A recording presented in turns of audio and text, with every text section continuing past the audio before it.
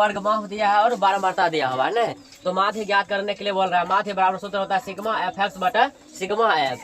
तो पहले देखो यहाँ एफ दिया हुआ है नहीं बारंबारता, तो एक्स नहीं है तो एक्स निकाल लेंगे। तो एक्स कैसे निकलता है, वर्ग माप को जोड़ो और उसका जोड़ने पर जितना होता है उसका आधा जो होगा वही एक्स होता है। तो 0 और 10 को जोड़ो कितना होगा 10 ही, 10 का आधा कितना 5, तो फिर 10 और 20 को जोड़ो कितना हुआ 30, 30 का आधा फिर कितना होगा 15।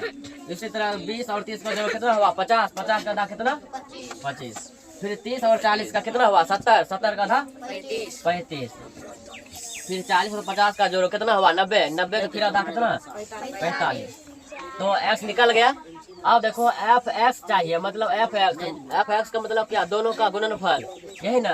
तो 6 और एक्स को 5 को गुना करो कितना हुआ 30, 3 गुना 15 करो कितना हुआ 45, 3 गुना 25 कितना हुआ 75। उसी तरह कितना 35 गुना 2 कितना होगा 70, 45 गुना 8 करो कितना होगा 360, यही ना। तो देखो एफ एक्स भी निकल गया। तो एफ एक्स के साथ लगा है सिग्मा, सिग्मा का मतलब क्या होता है कुल योग, यही ना। तो इसको मतलब कि टोटल को जोड़ेंगे, कितना जोड़ने पर आया है, जोड़ने पर कितना आया है 580, यही ना।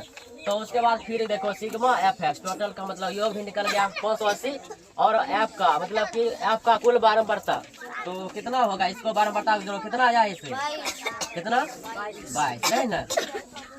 तो अब बैठा दो मान नहीं, सिग्मा एफ एक्स यानी एफ एक्स का टोटल योग कितना आया है 580, यही ना। और उसके बाद बारंबारता का कुल योग कितना आया है 22, यही ना। तो अब फिर कटा दो नहीं, पहले तो 2 से कटाओ कितना होगा 290, यही रे। उसके बाद 22 का आधा कितना हुआ 11, यानी कि 290 बटा कितना 11, कर कितना बार में कटा है 251, इतना बार में कटा है ना। पॉइंट कितना आया है 35।